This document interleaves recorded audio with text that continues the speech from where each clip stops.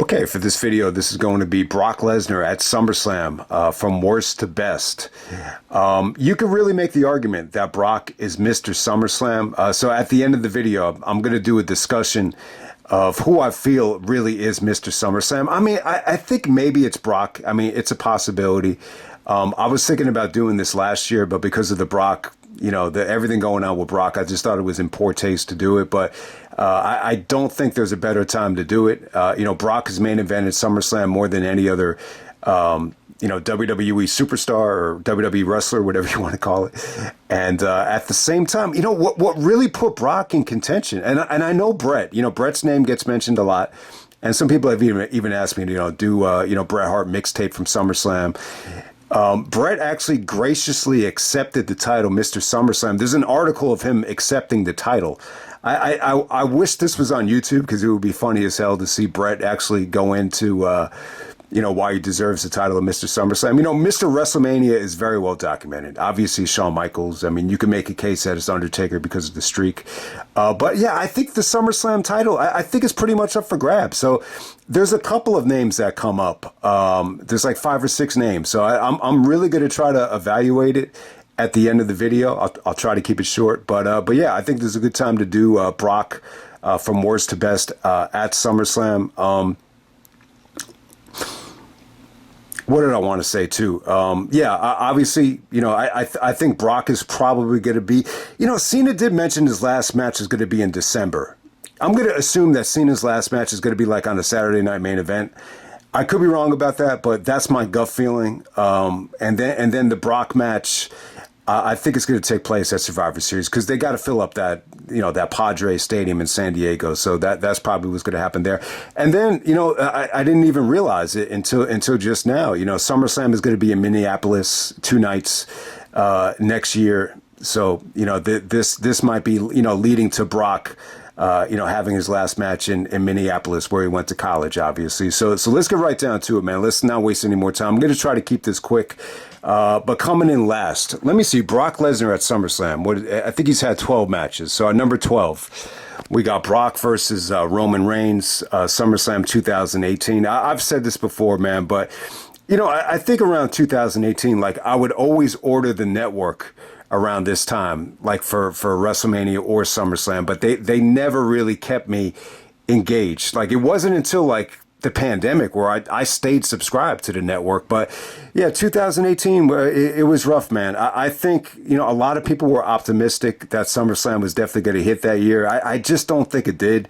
Brock and Roman, they had a rematch to WrestleMania, and it was okay. I think it was better than WrestleMania. They kept it short. As soon as the match started, Roman pretty much, went in the finisher mode. I mean, as soon as the match started, they pretty much, were kind of, working towards the finish. So it's not even 10 minutes. If anyone forgets about this match, if you remember, Braun Strowman actually comes out with the Money in the Bank. He just tells him straight up, I'm going to go after whoever wins this match, and he's going to wait. So basically, Brock is fighting off Braun Strowman, during the match. He actually throws the Money in the Bank briefcase to the other side of the Titantron. It's really, really cool. That's probably the coolest part of the match. But Roman actually beats Brock clean with the spear, and Roman becomes Universal Champion. I totally forgot about this time.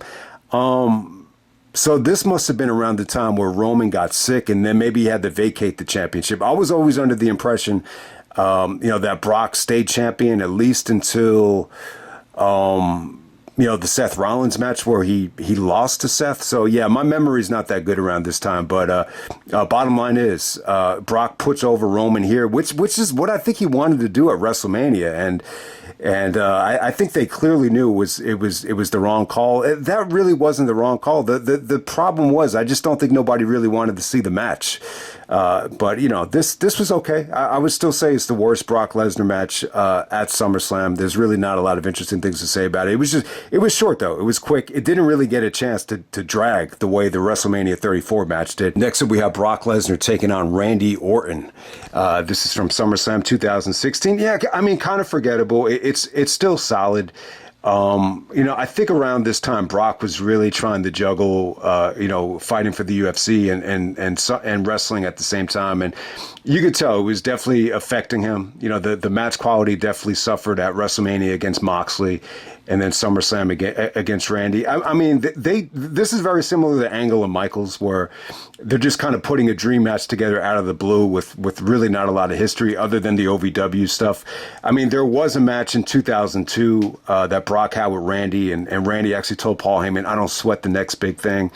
And then Heyman, during the whole match, he's like, "Do you sweat him now, Randy Orton?" It was funny as hell because Heyman kept on saying it over and over again the rest of the match. But that was during their younger days. And, they never really got to meet, in their prime. And it's a hell of a matchup. It's the two youngest, WWE champions ever going at it. There's no championship on the line, but it does main event. I think it was okay. Randy was pretty much like a babyface at this time. And it was just kind of weird to see Randy, such a prick, such an asshole for so many years, basically, judging Brock for leaving the company for not liking people. So all of a sudden, Randy's like this great guy that loves people. It was a little bit weird. I think the match was fine. I mean, they kicked out of Brock kicked out of the RKO. Randy kicked out of the F5. There's actually an RKO on the announce table that doesn't break. But Brock looked very routine here. And this type of Brock, it's just not a great combination, with Randy Orton. And it didn't seem like at this time, like Orton was like at the apex of his powers either. So it just kind of fell flat. I think the finish is horrible. It just pretty much ends with Brock just elbowing the shit out of Randy, and Randy starts bleeding pretty bad. I mean, it's a big hemorrhage. It's a lot of blood. Shane McMahon comes out. Pretty much ends with Brock F5 and Shane McMahon, which they tried to sell it like it was a huge deal. I mean, it might have been the first time Brock and Shane ever touched, so it wasn't the worst thing in the world. But what really overshadowed the match was I think Brock and Jericho, got into an argument backstage because, Jericho was like concerned that, the blade was that deep. And, so it's kind of weird.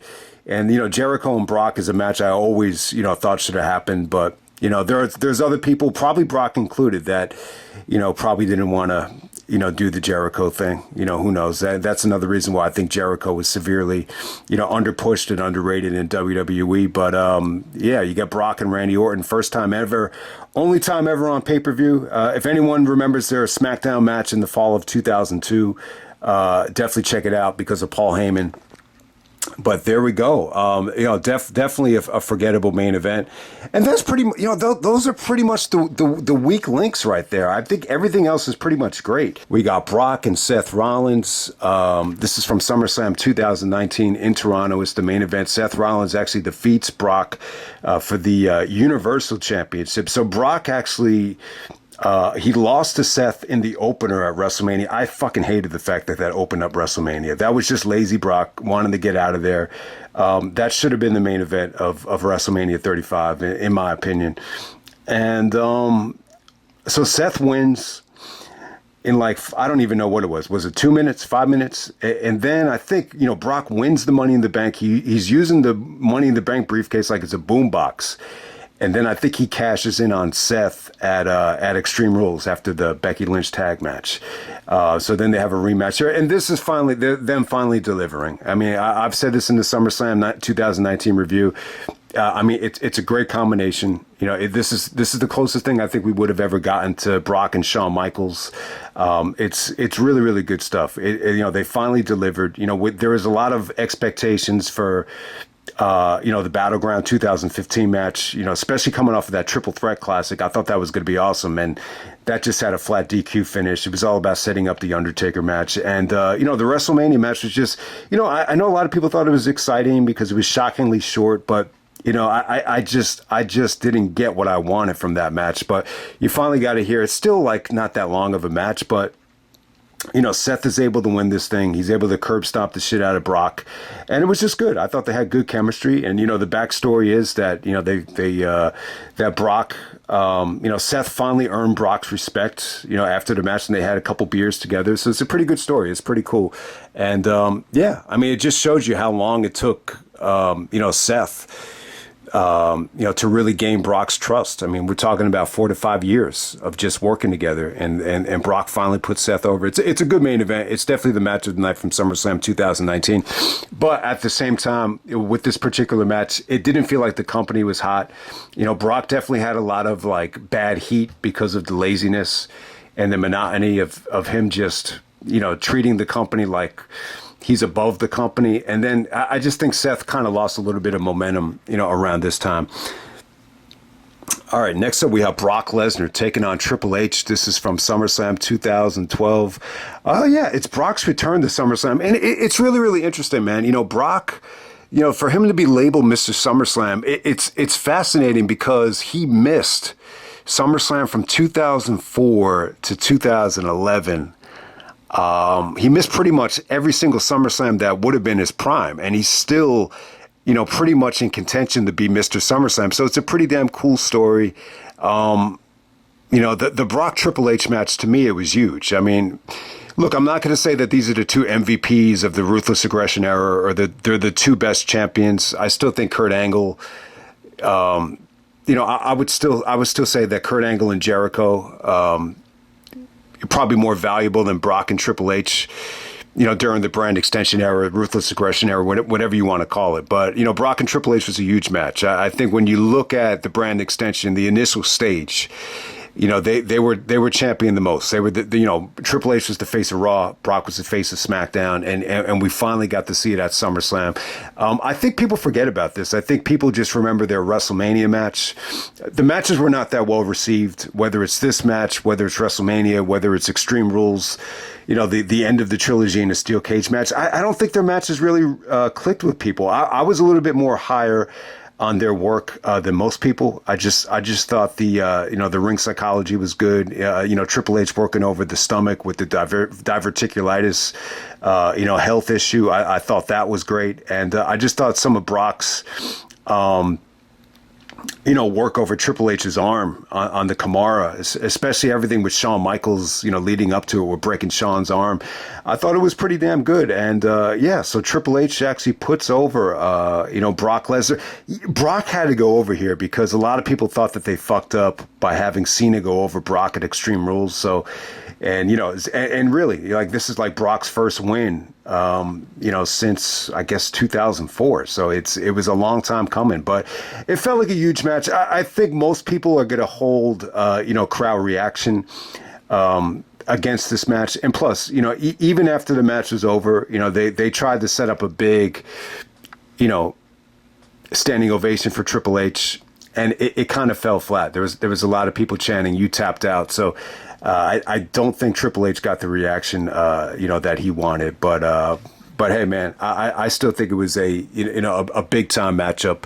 It's Brock Triple H, the very first time. The problem is I just don't think they ever met in their prime. I mean, you would have loved to have seen this in 2002, 2003, 2004.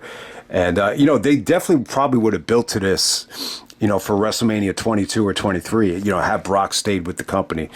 All right, so from there, we're going to go with Brock Lesnar and The Undertaker. This is SummerSlam 2015 in Brooklyn, the main event, not for the title. Seth Rollins is actually the champion. So, yeah, like I mentioned, Taker actually, interfered in the Seth match at Battleground to set this thing up. So it's really about Taker. Taker's looking for his revenge after the, WrestleMania 30 defeat. And it's still kind of weird to me that, Taker, ended up, losing to Brock, and the streak was finally over, and it wasn't even the main event. But, at that time, I just don't think Taker, should have been wrestling for the belt. And, Undertaker, closing a show not for the title with just a streak, especially at that time, I think that would have been the wrong call. But I think most people would have envisioned, if the streak was ever going to come to an end, I mean, you would have envisioned it going last. But the great thing is, I think this is a lot better than WrestleMania 30. There just seemed to be a little bit more, build here, and just aggression, and just the sense of urgency and the hatred, and the both guys were just really, really animated here. I mean, it was really good. It was a good match. At first I was like, man, this is a bad finish. I was like really upset about the finish, but This is an example of a finish that once you see it on replay, I'm just like, wow, this is actually really, really good. Charles Robinson actually, is yelling at the ring, the timekeeper, for ringing the bell because he never saw the submission. So the timekeeper actually, actually saw, Undertaker tap to the Kimura, but Charles Robinson is on the other side of it, so he doesn't see it. So he's yelling at the timekeeper, so they restart the match. And the match pretty much ends with Brock giving Undertaker the finger while Taker has a triangle choke locked in. So it's a pretty cool finish. It was a creative way for Undertaker to get the win back after losing at WrestleMania 30, but at the same time, they still wanted to, keep Brock hot. So I definitely understand. It was definitely a good finish. I just think in the heat of the moment, it felt a little bit underwhelming. I'll definitely say that, but a much better match than WrestleMania 30. Taker just seemed a lot more motivated to redeem himself from, the lackluster match at WrestleMania 30. I think the problem with 30 was it's not so much that it wasn't the main event. I just think too, like if the streak was ever going to come to an end, you would have just hoped that it was going to be a great match, number one, and then number two, like Taker is going to be, feeling at his absolute best, and I just don't think either one was the case there.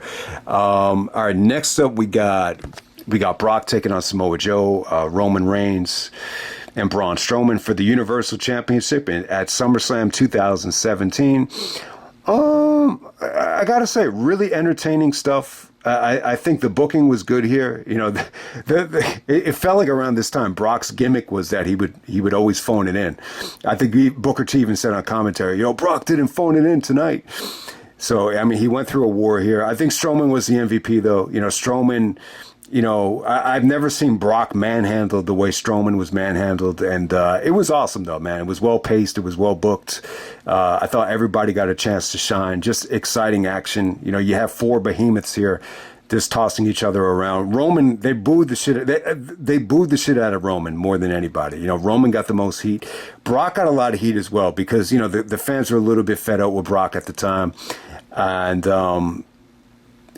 But like anytime Brock and Roman went at it, they were clearly, behind Brock. But it was cool. I mean, the fact that Joe actually main evented a SummerSlam, I think people forget about this. And, you got Brock and Joe going at it in the main event of SummerSlam for a little bit. But I got to say, I'm not a huge Strowman fan, but I'd be lying if I said that he did not steal the show here. He definitely did. And yeah, Brock actually, pins Roman on the finish there. So yeah, just an exciting, fatal four-way. It's one fall to a finish. It was really good. I definitely think this is one of the best SummerSlam main events. It's definitely, one of the top 50 SummerSlam matches. So, definitely check it out if you forgot about it. For some reason, I have the DVD of this show, SummerSlam 2017. It's like the only DVD of the WWE Network era that I have. It must have been pretty cheap. I must have got it as like a, Christmas gift. It was probably one of those DVDs that was like extremely accessible. But there we go with that. Next up, we got Brock Lesnar taking on Cody Rhodes. This is the final match of the trilogy, SummerSlam 2023 in Detroit. If you remember, this actually went on second. And, when I'm thinking about it now, maybe this is the right spot for it. I think in retrospect, had they flipped, McIntyre and Gunther, with this spot, I think SummerSlam probably would have been the show of the year. I just felt like Brock and Cody, it was so good and it was so emotional that I just think the rest of the show had a tough time following it. But still, SummerSlam was definitely a great card. I think the Roman Jey Uso match, that was really the only match that really, disappointed in my opinion. But, Brock and Cody, a lot of people just thought this was the wrong call, going back to after WrestleMania, but, looking back on it, I think both things were great, and Cody even admits it now. Bill Simmons actually, said, looking back on it, I think you going down the Roman at 39, was the right call. And Cody agreed. And he said, WrestleMania 39 is my favorite match. And a lot of people, too, were very negative on Brock turning on Cody the next night. And they thought it was, making Cody look like shit.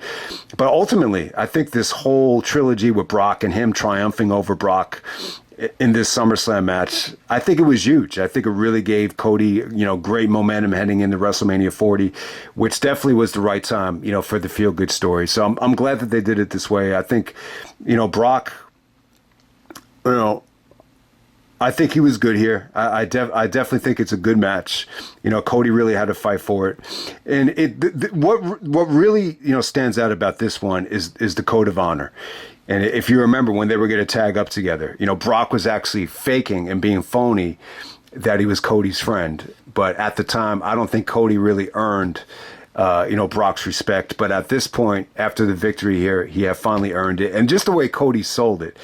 He sold it like he was a kid in a candy store. So that's the great thing about Cody. Like he can give like the perfect, facial reactions from time to time, and it just worked out so well.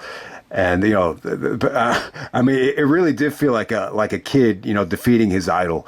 Like it really came off like that. So this is like one of my favorite Brock moments. I really thought it was a good match too. I think Brock was definitely better. Like after the pandemic than he was at the end of the 2010s, if that makes any sense. We're going to go with Brock Lesnar and John Cena.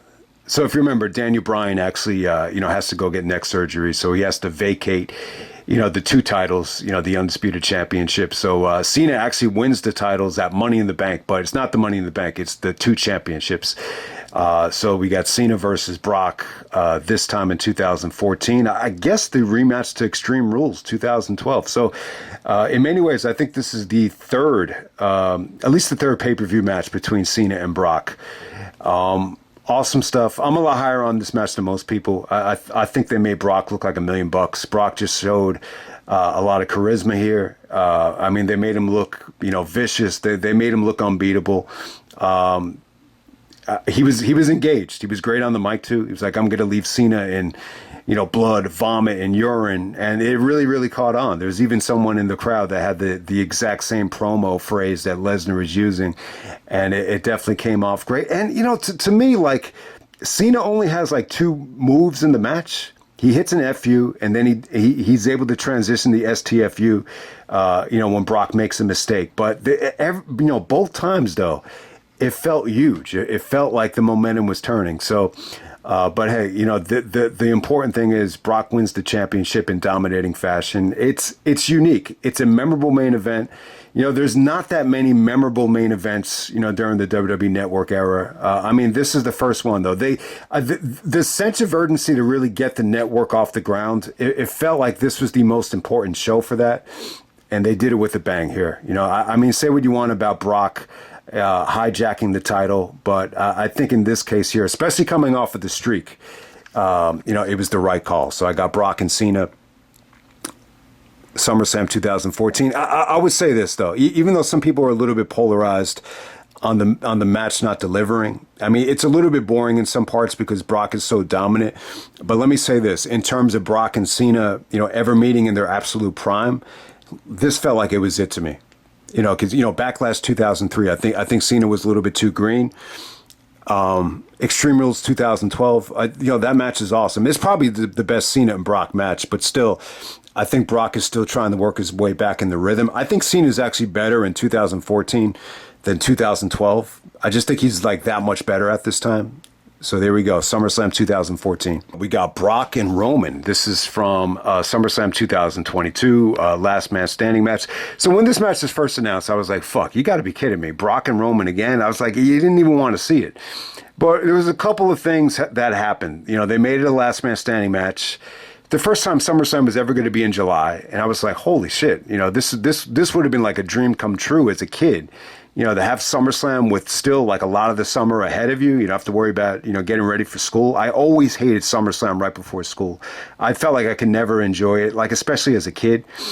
And then Vince, I think around this time, Vince, finally was forced to step down. And I think this is the first show that Triple H had creative control over. And it made all the difference in the world. They gave us something unique. They gave us something different. I mean, is it the best last man standing match ever? Like Michael Cole said at the end of the match, I'm going to say no, but it was awesome stuff. I mean, everything aligned perfectly. Brock is in, the South, Tennessee. He's in the heart of the country. So he dressed up like a country boy. Yeah, he brought out the tractor. And what they did was just incredible. I mean, it far surpassed expectations. They gave us something we had really never seen before. Brock has done this before, with the forklift. We've seen that, but this is really just taking it to another level. I mean, the finish isn't great. The finish is really, they did the best that they could because they fucked up the ring so bad that they couldn't get back into the ring. Roman does go over, thanks to the bloodline, and, they buried Brock in a whole bunch of tables and weapons and everything. So, but the finish is all right. I mean, I think the best part of it is when Roman hit him with the belt and he's like, you're not wanted here. I think that's the best part of it. But what almost ruined this match for me is Austin Theory. They tried to have Austin Theory come out and attempt to cash in, and it backfired. And Roman starts using the briefcase as a weapon, so that definitely hurt Brock as well. That Austin Theory even came out. But you say to yourself, like, Austin Theory was the Money in the Bank. I almost forgot about this. Man, maybe Vince McMahon really did have brain damage. But yeah, I don't think it was an official cash in though. I'm going to say that Theory tried to cash in after this, but I could swear to, obviously he didn't win the championship. Roman is holding both belts at the time. But just the thought of Theory actually becoming champion while we're we're in the middle of Roman having a historic reign is, it's a little bit baffling to me. That just shows you, I think Vince just didn't know, what the fuck to do anymore. So thank God for that. You don't even see Austin Theory anymore on most of the shows. Maybe with Grayson Waller in like comedy segments or whatever. But there we go. Yeah, definitely Brock and Roman. This to me is arguably the best match that they had. So I think the first match was arguably the best, and so was the last match. WrestleMania 31, SummerSlam 2022, everything else in between. It got a little bit monotonous, but they ended it with a bang with this last man standing match. Okay, next up we got The Rock taking on Brock Lesnar from SummerSlam 2002. Awesome match. I mean, the atmosphere was incredible. This is really, to me, I would say this. SummerSlam 2002 is the death of the Attitude Era because it ended up being the best pay-per-view ever. And, they booed The Rock out of the building. They gave him the John Cena treatment. This is the most reminiscent that The Rock ever was of feeling like, the fans are treating him of John Cena. I'll definitely say that. Then at the same time, they're able to put on the best pay-per-view maybe ever without Austin. So I think those two things kind of, mark it as the death of the Attitude Era. Like, I really kind of feel like that. And we're going into a Ruthless Aggression era, which is more wrestling based. And, ultimately, I think it was the better era, like, to be completely honest with you. But, Brock and Rocket's a lot of fun. It's more of a sports entertainment style match. But, Brock is definitely hungry. He's engaged. He's on a mission to make as much money as possible. So you got good Brock here. Rock was entertaining. And just, I think the highlight of the match is the way Rock reacted to the crowd. Like, he knew he was getting booed, especially on the sharpshooter. When you see the Rock's, facial expression change, it's really, really funny. It's a fun match. There's no doubt about it. There's definitely some creativity too. I think my favorite part of the match is when Brock intercepts the people's elbow into a clothesline. It's really an awesome match. Awesome finish. The stuff with Heyman is really, really good too. So that's Brock and Rock from SummerSlam 2002. Like, SummerSlam 2002 is like, I think because, Brock really doesn't have like a lot of matches at SummerSlam that don't feel important. And I think that's the biggest reason as to why he's, still labeled, Mr. SummerSlam. All right, next we have Brock Lesnar taking on Kurt Angle. This is from SummerSlam 2003. So Kurt is actually champion here. It's a rematch to WrestleMania. I mean, there's definitely like a lot of flaws in it.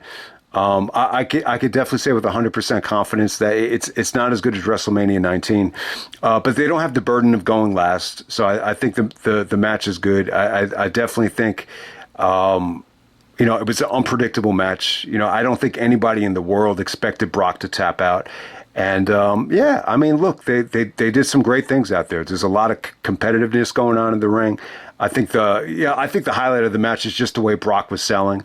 And to be honest, they did a lot of like out of the box things, whether it's submission stuff or counters. The counter to the F5 from Kurt, even though he did botch it on the initial one, a lot of people do forget about it, so they got away with it. And just the way Kurt was able to lock up Brock in that weird submission, like Kurt had never done anything like that. Before. It looked like he was going for a sunset flip, but instead he just kind of locked up, Brock with like a leg scissors, while he was on his back. It was really, really incredible. And Kurt was able to make Brock tap without even like locking up the whole ankle lock, like grounding him with the ankle lock, like he did to Benoit. He's able to make him tap out straight up. So yeah, Vince, I think, definitely added to the match. I think the ending was a little bit forced with the aftermath with Kurt and the angle slam and everything. But just the way, Vince was trying to orchestrate Brock to counter out of the ankle lock, it's really one of the best finishes ever. So I got to give them credit too. And you got to remember too, it was really unpredictable at the time because, the dirt sheets were saying that Brock was supposed to win it back. It's just, you just didn't know it was going to be here. And then on number one, we got the Beast versus the Best. We got the two Paul Heyman guys going at it. Brock Lesnar, CM Punk. God, the match was awesome. I don't know what the fuck happened here with Brock, but man, he sold his ass off for CM Punk. Punk took a vicious beating here. It was really, really good stuff. This is everything that Brock and RVD should have been. It's very similar to Brock and RVD because, Rob Van Dam is a Paul Heyman guy, obviously, and so is CM Punk. And, Heyman was really high on that RVD and Brock match. Like he said that he thought the match was better than sex. And still, when you see this match, you see the way Heyman, the look that Heyman was giving during the match was that he was in the middle of having like an orgasm. If anyone watches this again, you'll notice it. It's incredible stuff. But it's no disqualification. It's funny. I don't think it really mattered, though. I don't think this really needed the no DQ stipulation, but still, I felt like they gave you everything. I thought they gave you, some incredible like spots that were violent. I thought they gave you great submission work. You have the whole underdog story here with Punk being the underdog. I mean, the fans really got behind Punk as a babyface, and this is really like his first babyface match back after being a heel, like for that whole year. And, they just really got behind him. Some of the submission stuff was just really well done as well. So, and Heyman's interference, he broke up some really monumental, go to sleeps. The stuff with the Kamara was great. This is definitely Punk in his prime. I got to say, I think Punk looked like $1 million, but at the same time, Brock seemed like he was motivated to deliver. I think he respects Heyman so much that, I think he respected the fact that Punk and Heyman had a very, very special relationship. You even see him during the match. He's like, telling Paul, he's like, "This is your boy, huh? This is your boy."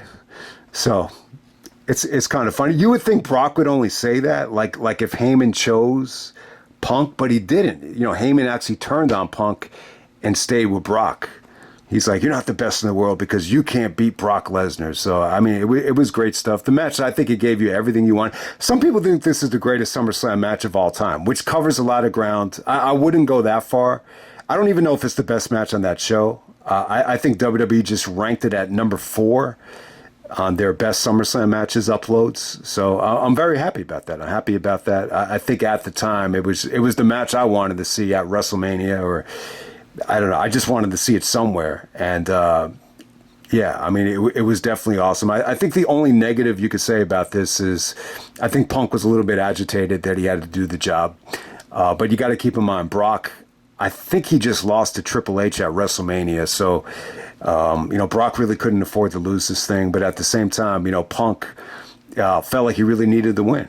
So when Punk felt, when he heard that Brock was going over, I think he said something like, "Well, who's going to be there on Monday?" So it just kind of, even though the match is great and everything, and, even though Punk loses, and, they even said after the match, like, there's nothing to be ashamed of because, it was just a great performance, and he gave it everything he had, and he got a standing ovation after the match was over. I think it's a good standing ovation. It's not Benoit level, but it's good. But I think it really negatively affected Punk's psyche, the fact that the match was that good, and Still he did a main event WrestleMania, and still like no one's pushing for him to get the victory here, and still like he's clearly still agitated. Even though him and Brock were cool, like I think he even mentioned like him and Brock were on good terms at this time. Like they were getting along. They would talk about MMA and jiu-jitsu and fighting. Obviously this match is very inspired by mixed martial arts and just great MMA chain work. I mean, it's really, really good stuff in terms of the the combat skills going on here. But I think the other thing that really irked Punk is, you even see on some of these posters here that Brock is like promoting the shit out of all these like companies that are giving him money, and this is something that Punk always wanted to do, and they kept on saying no. But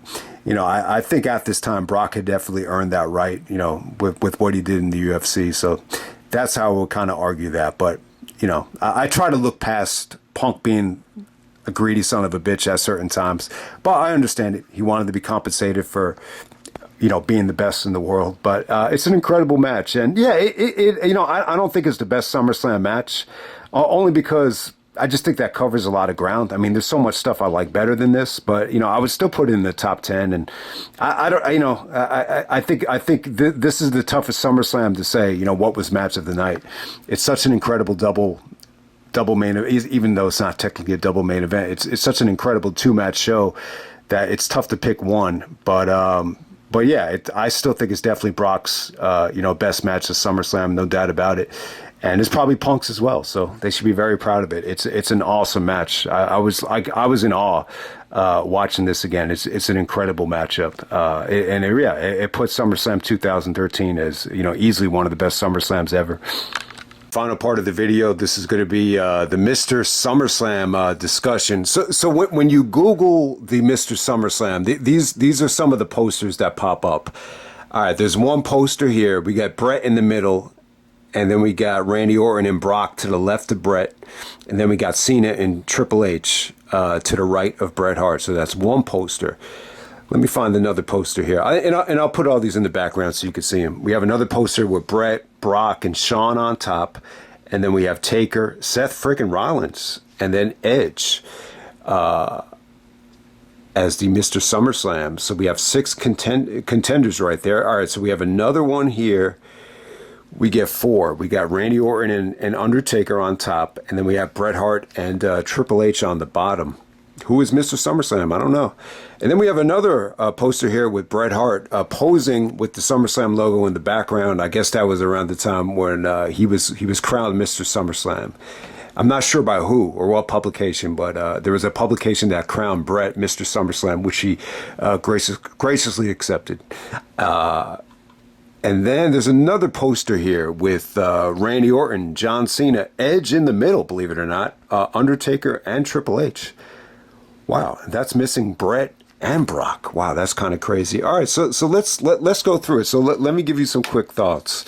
All right, let's look at John Cena first. Actually, Cena actually, I think, has the best case, besides maybe Bret and Brock. I think the two obvious ones are Bret Hart and Brock, but who else can really, get into that discussion? I'm going to say that's probably Cena. So his first match was against Booker T in 2004, Jericho 2005, Edge in 2006, Orton 2007, Batista 2008.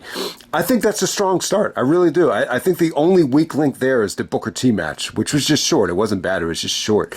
The Orton match in 2009 was a mess. Cena's performance in the Nexus match was good. He was in there the whole match. That's the only match from SummerSlam 2010 that was good or great.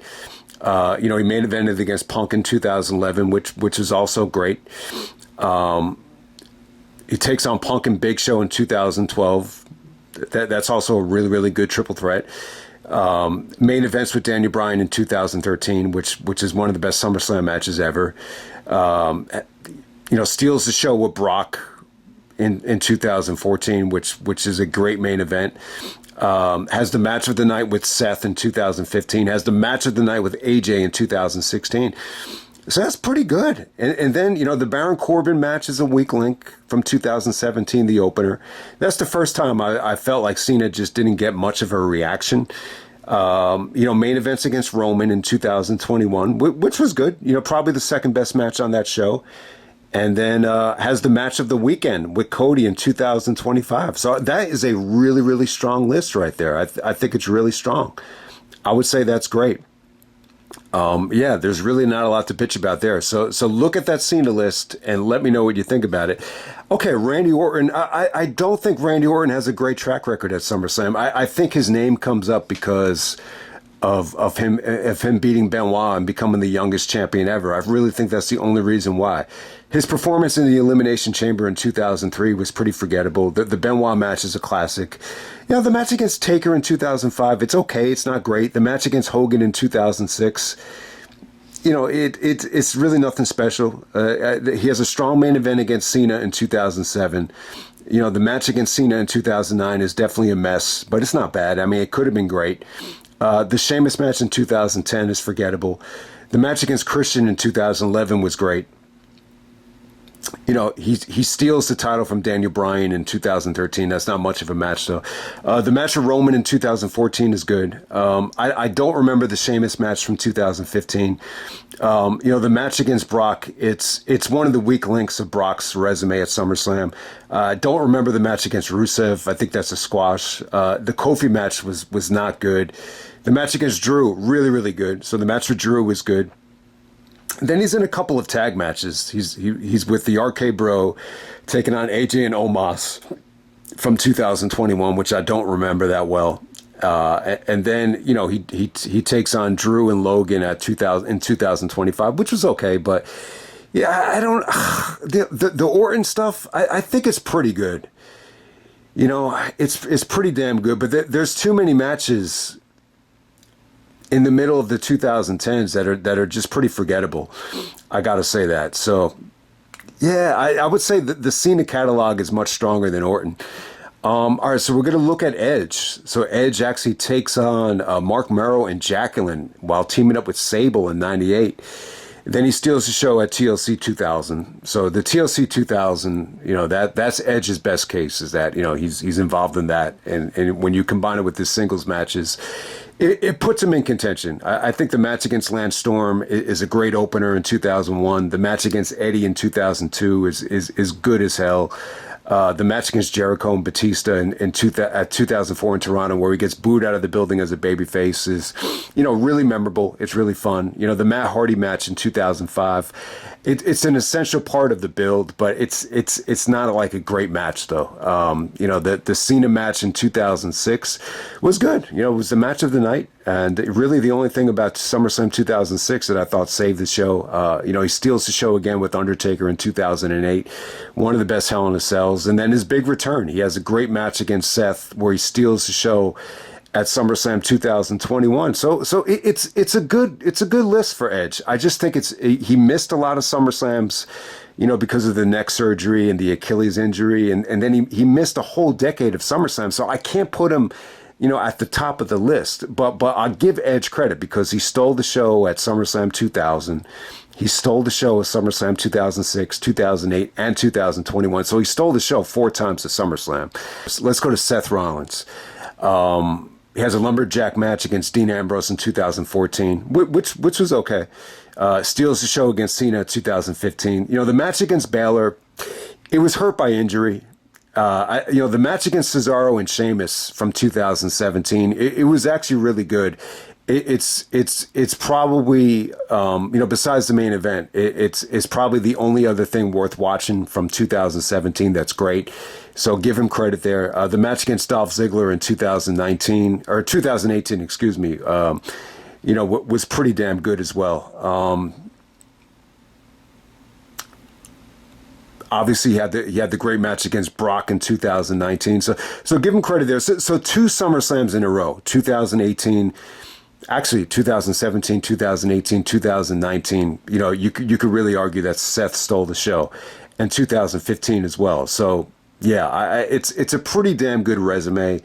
of SummerSlam matches. The match against Dominic, I think that was kind of forgettable. It's a Thunderdome show. People had nothing to say about SummerSlam 2020. It just was what it was there. He steals the show against Edge at 21. I think the match against Baylor at 23 is incredible. And then he's the guest referee in 2024. And then in 2025, he steals the title from Punk with the Money in the Bank. So it's okay. It's pretty good.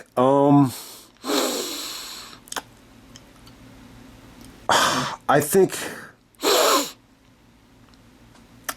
what hurts it though is, Seth just really hasn't been in anything that competitive, recently. The last two SummerSlams, he's not really wrestling. SummerSlam 2022 wasn't really on the card. I think his case would be a lot better if that Finn Balor match just didn't have an injury. I think he'd have a legit case if Balor didn't get injured in 2016. But I can't say that he's in the top two or top three. I just can't. All right, so now we're going to go to Triple H. We got Triple H. This is from. All right, so he takes on Mankind, SummerSlam 97, a steel cage match, which is really good. Rock in 98, the ladder match, that stole the show. Austin and Mankind in 99, a great main event. I would definitely say match of the night. A triple threat match with Rock and Angle. It's a good storyline. It's a great main event. He steals the show with Shawn Michaels, SummerSlam 2002, arguably the best SummerSlam match ever. He's working through the injury in the Elimination Chamber in 2003. It's all about setting up Goldberg. He wrestles Eugene in a fun match in 2004, but it's not great. He wrestles the McMahons in 2006 with DX. He squashes Booker T in 2007. He's not able to carry Khali in 2008. He has a forgettable match against Legacy in 2009, which was okay. It wasn't bad, but it was kind of forgettable. I'd have to watch it back to really evaluate it. And then he wrestles Brock at SummerSlam 2012, which was very, very mixed. So I'm going to say no to Triple H, but it's not bad. I think there's too many weak links. The Khali match is a definite weak link. And, the Eugene match is a weak link. I think there's too many tag matches that people don't give a fuck about. And at the same time, I think injury definitely hurts it. He's injured in 2001. He's injured in 2003. And, he missed 2005 because he was taking some time off. So I think that definitely hurt too. Plus, even when he was kind of out of his prime, he missed a lot of the SummerSlams as well, whether it's 2010, 2011. That could have helped Triple H's cause. And I just don't think he was in anything that special, in 95 and 96 to even really remember it. So I'm going to say no to Triple H, but it's not a bad list of matches. Shawn Michaels at SummerSlam. I'm just going to say no. I'm not even going to look at his list. It's not as consistent as WrestleMania. It's just not. I think what really hurt Shawn with this is just not really wrestling at a lot of the SummerSlams. I mean, he missed SummerSlam 94 in his prime. He was a guest referee in SummerSlam 97. He misses SummerSlam 98 with the back injury. He returns with the bang in 2002. But he misses SummerSlam 2004. He has the great feud with Hogan in 2005, but it's not good enough to save him. And then a lot of the SummerSlams he's wrestling in tag matches, and then he misses SummerSlam 2007. He's in the great segment in 2008, but he doesn't wrestle at SummerSlam 2008. So I'm going to say no. I just don't think Shawn is eligible to be Mr. SummerSlam. But hey, he's Mr. WrestleMania, so it's tough to be both. But I'm going to say Bret's catalog of matches is stronger than Shawn's. Undertaker. All right, so let me say this about Taker. I can't see why Undertaker should even be in contention here. He's had some of the worst SummerSlam matches ever.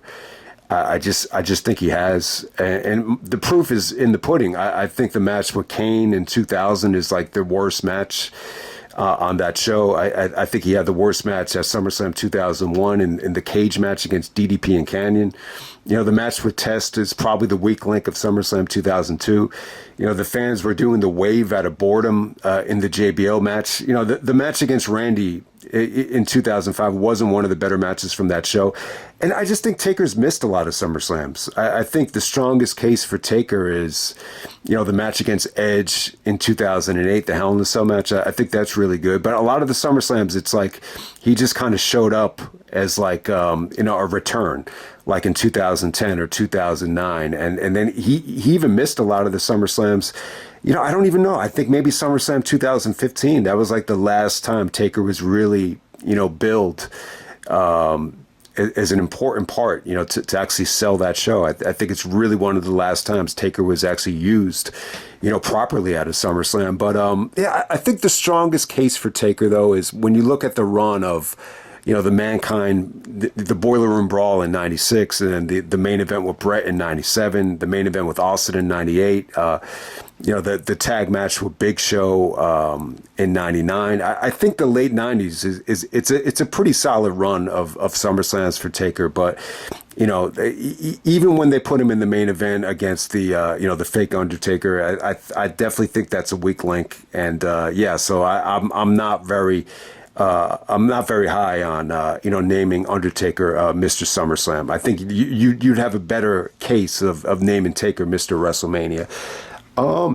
So we already talked about Brock. So I really think it comes down between Bret, Brock, and Cena. I really think it does. When you're looking at Bret's SummerSlam matches, he has a match against Demolition in '88, which is okay. It's not great. It's the weakest match on this list probably.